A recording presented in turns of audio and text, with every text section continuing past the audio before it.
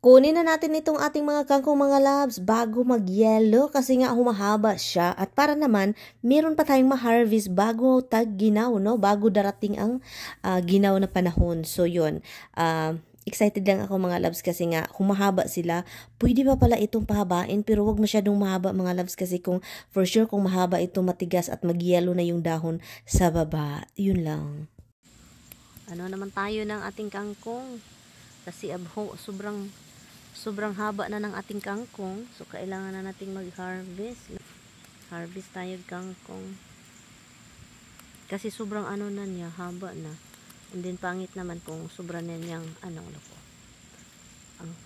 saya-saya. Kasi nga, meron na tayong ma-harvest. Saka ang laki at ang dami. So, hindi ko alam kung pwede ba ito ma-freezer. No, hindi ko alam. I-research ko nga. Si Brenda nang hingi pa naman yun. Bigyan natin yun mga loves. So, meron akong nakita mga loves na mga tutorial kung paano po preserve ng mga dahon ng mga gulay.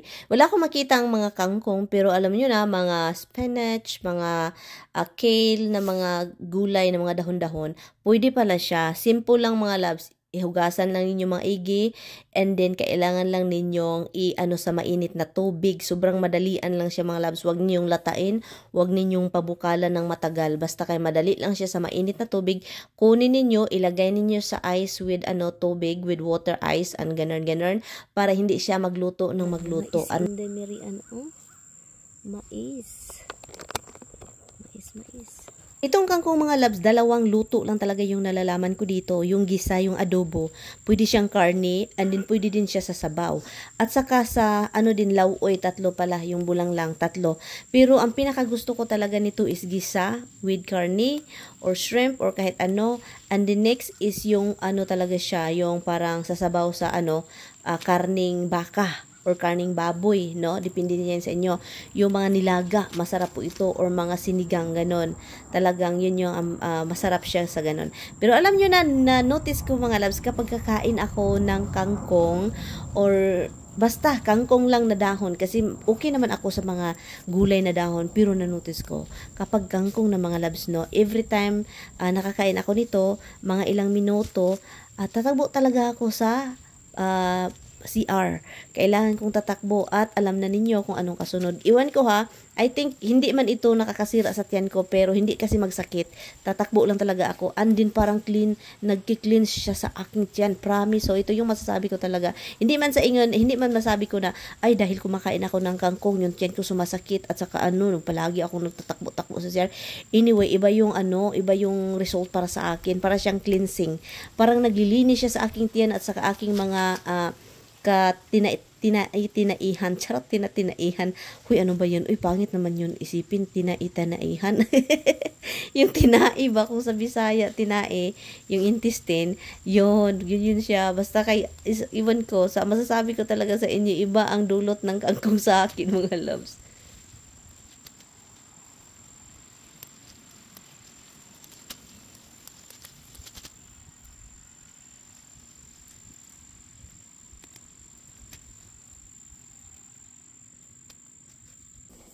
You eat this? Kangkong. It's not King Kong. Kangkong. Ngayon, kukuha tayo ng kamatis. Kasi yung mga kamatis, ulan ng ulan, so nag-crack siya. So tara, kunin natin. Samahan nyo ako. At ito pala siya, is inano ko siya sa tubig mga loves. So kung ano mang meron dito, uod, maglulutaw-lutaw sila, no, mahahawa ba? Aalis, hahawa talaga. And then pagkatapos niyan, iisa-isahin ko na naman yan, huhugasan. So ganyan po ako. Pero tara, samahan niyo ako sa labas para magkuha ng kamatis.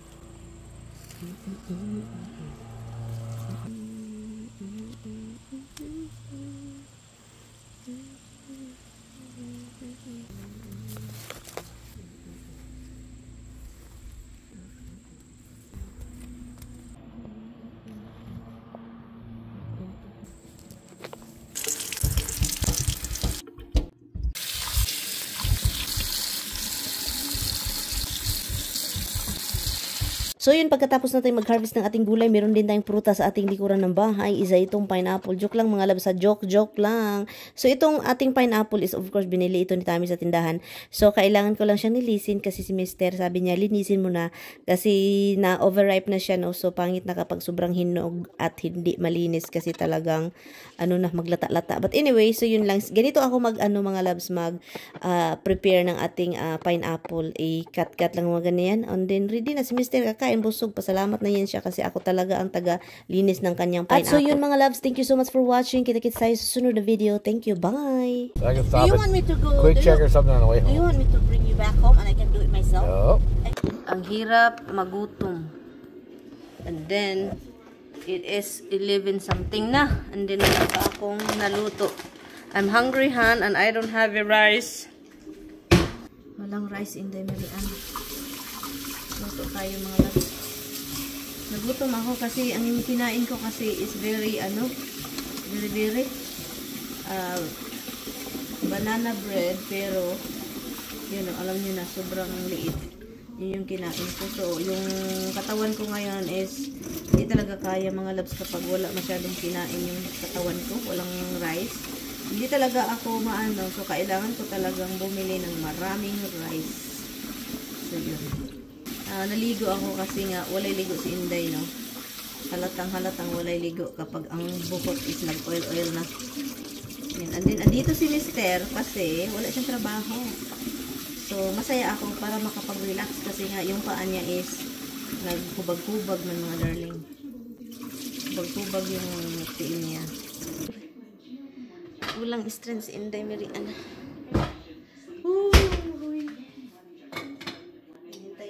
Maluto. Sinuot ko ito, oh. Maganda pala ito isuot. Mag-shorts and then ito. Hi guys, my husband is going to shopping. He can't live without his shopping. Even it's a rain go, we come again another day. It's still shopping day. My wife says, I'll get milk. And 3 days later, we had no milk. So I didn't promise you to get milk, huh? Oh. You said you will get a milk. I talk about I'll get it. I can stop. Do you want me to go? Quick check or something on the way home. Do you want me to bring you back home and I can do it myself? No. I can do like this, But this way you tell your stories to people. Tell them accurately. Han, I didn't say that I will get it, Han. I didn't. She never said she would get milk. That was my imagination. No, last night you said, the other night you said when you went to work, you said, I will stop in. That was Monday. It's Thursday. That was the other night. And you said, I'll get milk. I'm going to go out. I'll get milk. Okay. Wait, why you lied to me? I lied to you. Han, I don't remember saying that. Well, I noticed. All I remember is when you promised me to pick it up in the gasoline station, and I said, I was thinking, okay, I guess you will get it. You stopped to get the gas. Look, it's full. I see it. Yes, I always thought we get gas. You told me no, you would get milk, so I said okay. Guys, I wear my mother's ring, my mother-in-law's ring that Tommy gave me. The mom's gave to Tommy to give to me.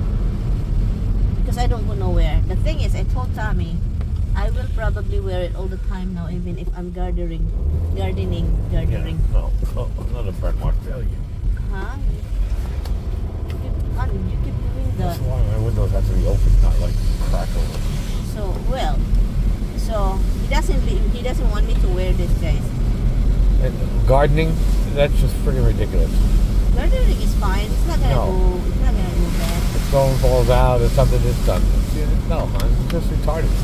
I told Tommy we shouldn't be attached to a material thing here in this world. And he gives me the round eyes. Because an example, we'll be just throw it in the garbage because we're not supposed to be attached to it. I will protect it and keep it safe. Gardening, I wear gloves. That means safe. It's a really heavy ring, mga darling, and I don't wear Yes. it often. I'm gonna wear a tuxedo to mow the lawn. And don't be really. Sometimes honey, Same you- thing. No, sometimes you Same become- thing. This is not a tuxedo. This is just a piece of Adidas your finger. Guys, it's raining hard, guys. Show them, honey. Show how raining this is. This. Not raining hard, guys. It's raining. It's raining hard.